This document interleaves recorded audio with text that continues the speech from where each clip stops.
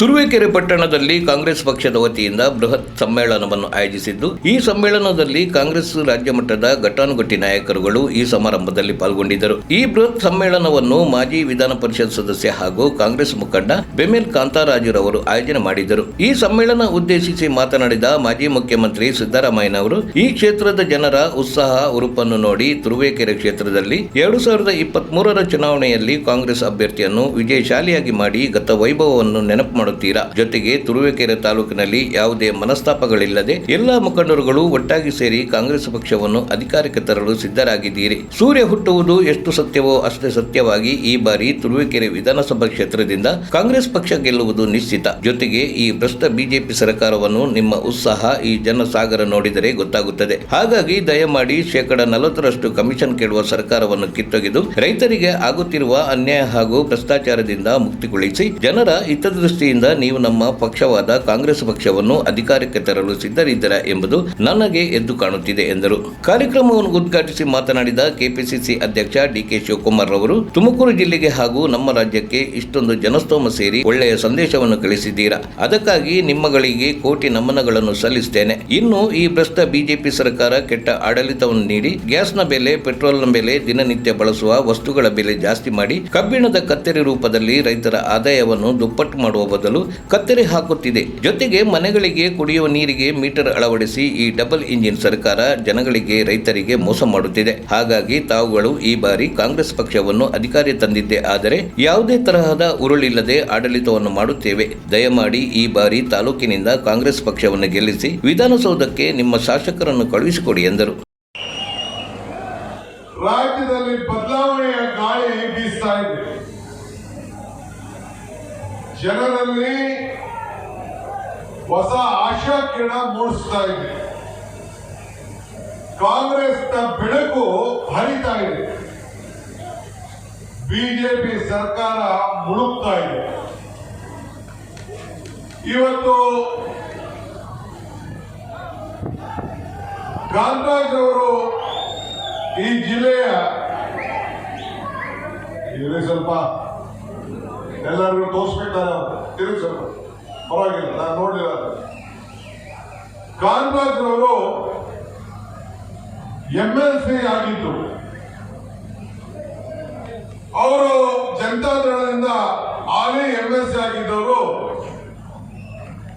ರಾಜೀನಾಮೆಯನ್ನ ಕೊಟ್ಟು ಕಾಂಗ್ರೆಸ್ ಪಕ್ಷಕ್ಕೆ ಸೇರ್ಕೊಂಡ್ರು. ಯಾವ ಷರತ್ತಿದೆ? ಜಗಳೂರು ದೇವೇಂದ್ರಪ್ಪ, ಚನ್ನಗಿರಿ ರಮೇಶ್, ನಮ್ಮ GVGR ಅವರು ಸೋಮವಾರಪೇಟೆ, ಆಮೇಲೆ ಹಿಂಗೆ ಅನೇಕರು. ಈಗ ಹೊಸದಾಗಿ ನಮ್ಮ ದತ್ತ ಅವರು ಕೂಡ ಅರ್ಜಿ ಹಾಕಿದ್ದಾರೆ, ಕಾಂಗ್ರೆಸ್ ಪಾರ್ಟಿ ಬರಬೇಕು ಅಂತ. ಅವರು ಕೂಡ ನನ್ನ ಭೇಟಿ ಮಾಡಿ ತಿಳಿಸಿದ್ದಾರೆ. ಇವರಿಗೆಲ್ಲ ರಾಜಕೀಯದ ಅನುಭವ ಇರುವಂತವ್ರು, ಯಾರು ಹೊಸಬರಲ್ಲ. ಇವರೆಲ್ಲ ಶಾಸಕರಾಗಿದ್ದವರು, ಮಾಜಿ ಶಾಸಕರಾಗಿದ್ದವರು, ರಾಜಕೀಯದಲ್ಲಿ ಮುಂದಕ್ಕೆ ಏನು ಬೆಳಕು ಎಲ್ಲಿದೆ ಅಂತೇಳಿ ನಿಂತವರೆಲ್ಲ ಕೂಡ ಇದ್ದಾರೆ. ಯಾರಿಗೇನು ನಾನು ಶಕ್ತಿ ಇಲ್ಲ ಅಂತ ಹೇಳಲಿಕ್ಕೆ ನಾನು ತಯಾರಿಲ್ಲ. ಎಲ್ಲರೂ ಶಕ್ತಿವಂತರೇ. ಆದರೆ ರಾಜಕಾರಣದಲ್ಲಿ 49 0 ಆಯ್ತದೆ, 51 100 ಆಗ್ತದೆ. ಹಿಂದೆ ನೀವು ರುದ್ರಪ್ಪನವ್ರನ್ನ ಕಾಂಗ್ರೆಸ್ ಪಕ್ಷದ ಗೆಲ್ಸಿದ್ರಿ, ಅದಾದ್ಮೇಲೆ ಜಗ್ಗೇಶ್ನ ಗೆಲ್ಸಿದ್ರಿ. ಆಪರೇಷನ್ ಲೋಟಸ್ಗೆ ಜಗ್ಗೇಶು ಹೊರಟೋದು. ಇವತ್ತು ಅದಾದ್ಮೇಲೆ ಯಾರು ಕಾಂಗ್ರೆಸ್ ಅವ್ರು ಗೆಲ್ಲಿಲ್ಲ.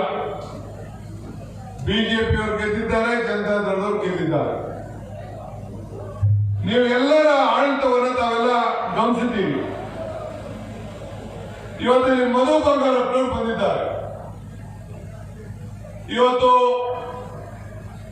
ಮಧು ಬಂಗಾರಪ್ಪನವರು ಕಳೆದ ಚುನಾವಣೆ ನಂತರ ಮಾತನಾಡಿದ ಹಿಂದುಳಿದ ವರ್ಗಗಳ ರಾಜ್ಯಾಧ್ಯಕ್ಷರಾದ ಮಧು ಬಂಗಾರಪ್ಪ ಮಾತನಾಡಿ, ನಾನು ಈ ಜನಸಮೂಹ ನೋಡಿದರೆ ತುಮಕೂರು ಜಿಲ್ಲೆಯಿಂದ ಒಬ್ಬರನ್ನಂತೂ ನೀವು ಗೆಲ್ಲಿಸಿ ವಿಧಾನಸೌಧಕ್ಕೆ ಕಳಿಸ್ತೀರಾ ಎಂದು ಖಚಿತವಾಗಿದೆ. ನಿಮಗೆ ನೆನಪಿರಲಿ, ಉಚಿತವಾಗಿ ತಮಗೆ ವಿದ್ಯುತ್ ಸಂಪರ್ಕವನ್ನು ನೀಡಿದ್ದು, ವಾಸಕ್ಕೆ ಮನೆಗಳನ್ನು ಉಚಿತವಾಗಿ ನೀಡಿದ್ದು ಆಗಿನ ಮುಖ್ಯಮಂತ್ರಿಗಳಾದ ದಿವಂಗತ ಎಸ್ ಬಂಗಾರಪ್ಪನವರು ಎಂಬುದು ನೆನಪಿನಲ್ಲಿರಲಿ. ಈ ಬಿಜೆಪಿ ಪಕ್ಷ ಧರ್ಮಗಳಲ್ಲಿ ಕಲಹ ತಂದು ಬಿಜೆಪಿ ಸರ್ಕಾರ ಮುಂದಿನ ಚುನಾವಣೆ ನಡೆಸಲು ತಯಾರಾಗಿದೆ. ಹಾಗಾಗಿ ಈ ರಾಜ್ಯದ ಭವಿಷ್ಯಕ್ಕೆ ನೀವುಗಳು ನಮ್ಮ ಕಾಂಗ್ರೆಸ್ ಪಕ್ಷಕ್ಕೆ ಆಶೀರ್ವಾದ ಮಾಡಿ ಈ ಬಾರಿ ಸಹಕಾರ ಮಾಡಿ ಎಂದು ನುಡಿದರು. ಕಾರ್ಯಕ್ರಮವನ್ನು ಉದ್ದೇಶಿಸಿ ಮಾತನಾಡಿದ ಕೆಎನ್ ರಾಜಣ್ಣ ಅವರು, ಈಗಿನ ಸರ್ಕಾರ ಎಂಜಿನ್ ಸರ್ಕಾರ, ಒಂದು ಹಿಮ್ಮುಖವಾಗಿ ಇನ್ನೊಂದು ಮುಮ್ಮುಖವಾಗಿ ಹಾದು ಹೋಗುತ್ತಿದೆ ಸರ್ಕಾರ. ಈ ಸರ್ಕಾರದ ಬೊಕ್ಕಸ ಖಾಲಿಯಾಗಿ ರೈತರು ಸಾಲದ ಸುಳಿಯಲ್ಲಿ ಸಿಕ್ಕಿದ್ದು, ಜೊತೆಗೆ 80% ಕಮಿಷನ್ ಕೊಡಲಾಗುತ್ತಿದೆ. ಗುತ್ತಿಗೆದಾರರು ಆತ್ಮಹತ್ಯೆ ಮಾಡಿಕೊಳ್ಳುವ ಪರಿಸ್ಥಿತಿ ಬಂದಿದೆ. ಈ ಬಿಜೆಪಿ ಪಕ್ಷ ಅಂದರೆ ಬರೀ ಸುಳ್ಳು. ರೈತರಿಗೆ ಅವರ ಆದಾಯವನ್ನು ದುಪ್ಪಟ್ಟು ಮಾಡುತ್ತೇವೆ ಎಂದು ಸುಳ್ಳು ಹೇಳಿ ಈ ಸರ್ಕಾರ ನಡೆಸುತ್ತಾ ಬಂದಿದೆ. ಹಾಗಾಗಿ ಬರುವ 2023ರ ಚುನಾವಣೆಯಲ್ಲಿ ತಮ್ಮ ಪಕ್ಷವನ್ನು ಅಧಿಕಾರಕ್ಕೆ ತಂದರೆ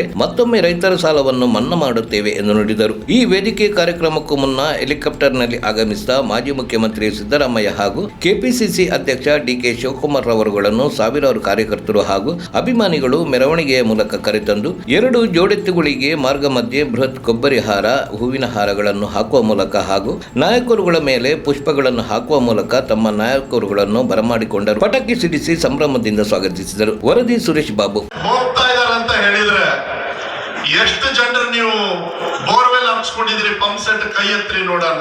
ಪಂಪ್ ಸೆಟ್ ಇಷ್ಟು ವರ್ಷ ನಿಮಗೆ ಪುಕ್ಷಟ್ಟೆ ಕರೆಂಟ್ ಬರ್ತಾ ಇತ್ತು, ಹೌದು ಅಲ್ವೋ? ಇವತ್ತು ಬಿಜೆಪಿ ಸರ್ಕಾರದವರು ಬಂದ ಮೇಲೆ ನಿಮ್ಮ ಮನೆ ಭಾಗ್ಯ ಜ್ಯೋತಿಗೆ ಇವತ್ತು ಮೀಟರ್ ಹಾಕಿದಾರ, ಅಲ್ವೋ? ಇವತ್ತು ಮುಂದೆ ನಿಮ್ಮ ಆ ಮೀಟ್ರಿಗೂ ಕೂಡ, ಆ ಮೋಟ್ರಿಗೆ ಆ ಪುಕ್ಷಟ್ಟೆ ಕರೆಂಟ್ ಏನ್ ಕೊಡ್ತಾ ಇದಾರೆ ಅದಕ್ಕೂ ಮೀಟರ್ನ ಹಾಕ್ತಾರೆ. ನೀವೆಲ್ಲ ರೆಡಿ ಇದ್ದೀರಾ ಅಂತ ಹೇಳಿ ನಾನು ಕೇಳಲಿಕ್ಕೆ ಇಷ್ಟಪಡ್ತೀನಿ. ಇವತ್ತೇನಾದ್ರು ನೀವು ರೈತರು ಹೊಲಕ್ಕೆ ಹೋಗ್ತಾ ಇದಾರೆ ಅಂತ ಹೇಳಿದ್ರೆ, ಕಾಂಗ್ರೆಸ್ ಪಕ್ಷ ಕೊಟ್ಟಿರ್ತಕ್ಕಂತ 10 HP ಪುಕ್ಷಟ್ಟೆ ಕರೆಂಟ್ ಅಂತ ಹೇಳಿ ಈ ಸಂದರ್ಭದಲ್ಲಿ ನಾನು ನಿಮಗೆ ಹೇಳಲಿಕ್ಕೆ ಇಷ್ಟಪಡ್ತೇನೆ. ಸನ್ಮಾನ್ಯ ಸಿದ್ದರಾಮಯ್ಯ ಅವರು ಏನು ಹೊಟ್ಟೆಗೆ ಅನ್ನವನ್ನ ಕೊಟ್ರು ಅಂತ ಹೇಳಿ ರಾಜಣ್ಣ ಅವ್ರು ಹೇಳಿದಾಗ ನೀವೆಲ್ಲ ಚಪ್ಪಾಳೆಯನ್ನ ಹೇಳಿದ್ರಿ.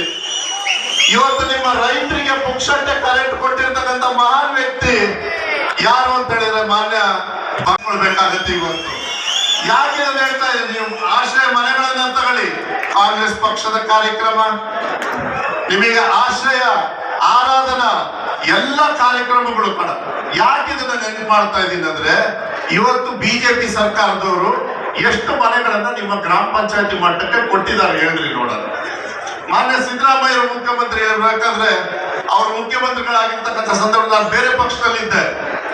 ಸೊರಬದಲ್ಲಿ ಇಡೀ ಶಿವಮೊಗ್ಗ ಜಿಲ್ಲೆಯಲ್ಲಿ ನನಗೆ ಹೆಮ್ಮೆ ಇದೆ, ಅತಿ ಹೆಚ್ಚಿನ ಆಶ್ರಯ ಮನೆ ಕೊಟ್ಟಿರ್ತಕ್ಕಂಥ ಒಬ್ಬ ಶಾಸಕ ಅಂತ ಹೇಳಿ ಹೆಮ್ಮೆಯಿಂದ ನಾನು ಹೇಳ್ಕೊಡ್ತಾ ಇದ್ದೆ. ವಿರೋಧ ಪಕ್ಷದಲ್ಲಿ ಇದ್ರು ಕೂಡ